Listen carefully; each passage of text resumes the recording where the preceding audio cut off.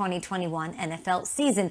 Who, I ask you, is the head coach that has the toughest decision facing him in 2021, Triggs? It's Matt Nagy, and it's not over the course of the season. It's week one. Is he going to be so pressured by the outside forces that want to see Justin Fields on that field as soon as possible that he decides, you know what, I've got a plan and I want to develop this guy, but who are we kidding? Let's bring the kid out. I think that is going to be the biggest decision. And I think he'll see the field. He'll be on the field by at least October and November. But what about week one? Because here's why. Andy Dalton is the number one quarterback if you don't go to Fields. And that game is Sunday night, opening up with fans, that LA stadium. First time there will be fans in the building at SoFi. And all of the country will be watching. I know that doesn't matter to Matt Nagy, and I know that shouldn't matter to Matt Nagy. But a game of that magnitude, and after a summer of Justin Fields, is going to show what he got. He's going to light it up. Like, we have no doubt he's going to make some eye-popping plays in practice. The Chicago media machine, the national televised game, the fact that Nagy and Pace traded next year's first-round pick to the Giants. Do you go with him week one, even if he might not quite be ready in your own dream scenario? Matt Nagy, you're on the clock. Yeah, Peter, there are going to be a bunch of really interesting decisions as we head toward training camp and obviously the regular season. Far be it from me to say that Bill Belichick has a tough decision. Bill Belichick can, coach circles around, a group of people who've ever been in this league blindfolded. So he doesn't need me to talk about his tough decision. I do think, though, it's really going to be intriguing to see how he handles the rookie Mac Jones. Obviously, Cam Newton there, Brian Hoyer back, Jared Stidham still on the roster. I just think for Bill Belichick at this time in his career, if and when he goes to Mac Jones is really intriguing to me. I do wonder, frankly, if Coach Belichick himself considers this a tough decision. My guess is that he's seen so many of decisions over the years that this is just another in a string. But I find New England right now really intriguing, especially after the offseason they had with the free agency spending. Yeah, both those coaches got it made. So let's just keep that theme, right? Let's go Bruce Arians, man. He's going to have a tough choice. Is he going to start Tom Brady, or is he going to let, is it Kyle Trask? Yeah, maybe. What if Brady doesn't play well the first couple of weeks? Here comes Trask. No, listen, Sean Payton down in New Orleans is going to have to do something that he hasn't had to do since 2006, and that's start somebody not named Drew Brees. So for Sean Payton, I think the tough decision is, all right, I think we all think that he's going with Jameis Winston. That seems like the obvious choice. But what if Jameis doesn't have a great training camp? And what if he's, red hot chili peppers and he's giving it away left and right? Okay. And you got Taysom Hill over there saying, hey, coach, I was 3-1 last year. Maybe I should be the guy. And I think with Jameis, I hate that we're always just caught up on the interceptions, because he threw for 5,000 yards and 33 touchdowns 2 years ago as well. But I think it's when the interceptions happen. And that's the frustrating part with Jameis in his past. And can he overcome that? Because if you're throwing interceptions in the fourth quarter, trying to get your team back into the game, trying to make something happen, coaches can live with that. What they can't live with is the interceptions in the first quarter. And of those 30 interceptions Jameis had 2 years ago, 10 of them were in the first quarter. Those 10 interceptions were more than 7 quarterbacks through the entire year. So you're doing that in the first quarter, you're putting your team at a disadvantage. Sean Payton could have a tough one there. Always good for a Ketis and Flea reference here in the morning. Thank you so much, Sean O'Hara. Let's talk about Aaron Rodgers. We haven't heard from him even once. We've heard from people close to him. We've heard from people thinking they know what's going on with Aaron Rodgers, but his name has been dominating the airwaves, the headlines, social media for the past several weeks, but we haven't heard from the reigning MVP. I want to know, Shriggs, when we will hear from Aaron Rodgers. I'm going to give a little story here real quickly from my reporting career. I was doing sidelines for a Bears-Packers game a few years ago. Rodgers was injured. Brett Hundley was the quarterback. It was at Soldier Field. Before the game, my plan was, I don't care about Brett Hundley. I don't care about the Packers this season. I'm going to go talk to Aaron Rodgers. He was sitting there on the sidelines, on the bench, talking to someone else for 40 straight minutes, and I had no chance of edging in, and the game started, and I never got that moment. It was Kenny Mayne, the ESPN host. And I'm like, what is Kenny Mayne talking to Rodgers about? Well, it came out today that Kenny Mayne's final SportsCenter is next week, and one of the guests is going to be Aaron Rodgers. Now, what does that mean to me? I don't know if it's a taped video. I don't know if it's a, hey, good luck, Kenny Mayne. Or is it going to be the bombshell? Is Kenny Mayne going to get Aaron Rodgers to speak? It's something we can look forward to. I believe it's Monday, May 24th. Kenny Mayne is speaking with Aaron Rodgers in some capacity. I will go with that. I didn't get that chance to talk to Rodgers that day. We've had many opportunities since, and it's been all good. But Kenny Mayne was talking to Rodgers for 40 minutes before kickoff. He better give us something here for 4 minutes in his final SportsCenter.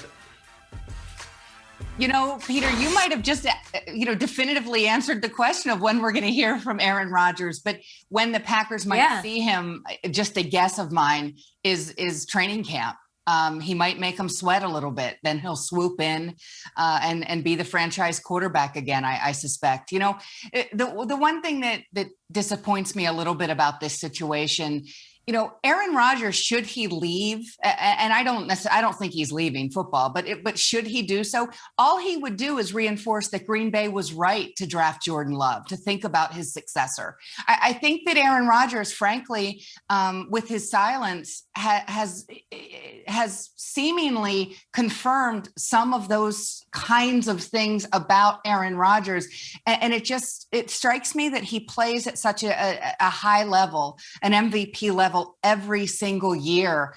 I think he's better than what he's shown recently, to be honest with you. And I very much hope and look forward to him being back in a Packers uniform. Yeah, Kim, I think everybody agrees with you on that. And Schrags, look, you answered the question. I mean, how can anybody else follow that up? Schrags just told you when we're going to hear from Aaron Rodgers. You got to jump on the podcast. So I'll tweak the question. When do we expect to see Aaron Rodgers in that uniform Kim Jones was talking about? I'm going to go to minicamp. Look, off season is completely different now. It's so much different from when I played. It's different from even 2 years ago. We got all this. You know, number one, it's voluntary, right? It's involuntarily mandatory is what I call it. I think when you look at the virtual aspect of it as well, AR, look, he just had his best season ever. He's the MVP. He doesn't need the virtual stuff.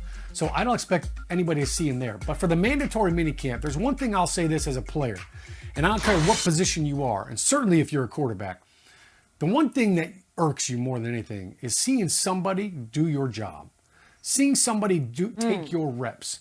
I'll be damned if I'm going to let somebody come in there and play center for my New York Giants when I'm the starting center. I'm not going to let somebody come in there and take my number one reps. If I'm an AR, I'm going to go in there in mandatory minicamp. I'm going to blow them away regardless of all this other nonsense, but I'll be damned if I'm going to give my reps over to Jordan Love. Oof! Well said by you, Sean O'Hara. You guys can tweet the show at GMFB. Schrags, at some point last night, Bill Henschel was scrolling the interwebs. He was on Yahoo or Bing or whatever, and he came across the fact that tomorrow marks the 94th anniversary of Charles Lindbergh's flight from New York to Paris. And so, of course, it made its way here into Journalism 101. It was the first solo nonstop trip across the Atlantic. So I ask you, Peter, what was your worst travel experience? And I'd like to say you and I shared a pretty bad travel experience. You'd think it was good, but on the way to Canton one time. Yes, it was an experience to say the least. We'll get to that another time. 5 years before that, though, I flew to Sochi to do the Olympics for Fox Sports, and I thought, all right, we'll fly, JFK to Moscow, and I guess Sochi's there. JFK to Dusseldorf to Moscow. Then I got on a plane that looked like it was from 1930s Russia in the freezing cold with 5 engines dangling from it to go from from Moscow to Sochi. I kissed the ground when I landed that day. And then I went and covered some figure skating. Shout out to Sochi 2013, one of the craziest sporting events I ever covered. Man, I can't remember if that was that the year that Bob Costas got the pink eye. I don't know. It was. I'm sure you were miserable with all up in first class in Lufthansa Air with your eye black. There ain't no first class on the Ilyushin 286. So I'll take you guys back to Rutgers. I'm a Scarlet Knight, and we are flying up to Syracuse to play the Orangemen. Why you would fly from New Brunswick, New Jersey up to Syracuse when you could drive, I don't know, but that's what we were doing. So we take off, and about 5 minutes into the flight, one of the pilots comes running down the aisle. Never a settling feeling if you're on an airplane and the pilot's running out of the cockpit. Looking out the window, and he's doing his Ace Ventura. There's something on the wing. Something. One of the flaps is stuck on the wing. This is the team plane. We got the entire team on this plane here, and the pilot goes running back up. The other pilot comes on the PA and says, we've got an issue with one of the flaps. We're going to have to turn back around, and we're going to have to land and get it fixed. We can't continue on the flight. And just want to let everybody know, though, don't worry. I have done this in the simulator before. That is not very settling. A simulator, that's a video game. If you mess up, you just start over. You put another quarter in. This was real life. So the problem was the flap was stuck, and so they couldn't retract the flap. But then turning around, coming back for the landing, they couldn't use the flap to slow down. So we were going to be coming in hot on the runway. Well, we're all kind of getting nervous, and as we pull up, as you're coming up to the airport, you look out the window. The runway is lined with fire trucks and ambulances as we're coming in hot. And I tell you, I've never hit the ground so hard, so fast, and it just got started because we took every inch of the runway to slow down because we were coming in so hot. We lost the game too, by the way, Shregs. Shocker. Well, guys, my I guess worst, it also turned out to be one of great friendship, but the journey home after 9/11, the night before that Monday night, the Giants had played the Denver Broncos. So Tuesday morning, all of us in the media covering the New York Giants were at the airport, we thought, to get flights home. And we're watching the TVs in the Denver airport with the carnage and with the wreckage. And I remember walking up then to a Continental Airlines attendant at our gate. And I said, how long is this delay going to be? And he said, delay. He said, it's going to be days. We're at war. I will never forget him saying those words to me that day. So Tara Sullivan, now of the Boston Globe, Neil Best of Newsday, Paul Schwartz of the New York Post, and I somehow ended up in an SUV that we drove 28 hours. We each did part of the drive. Wow. And I remember a stop at a waffle shop or a Waffle House. And I believe a Hardee's in my home state of Pennsylvania was a stop for us. And we drove across the country not knowing what we were coming home to. But those are all very good friends of mine now. But it's a tough trip to even think back to now, to be honest. That is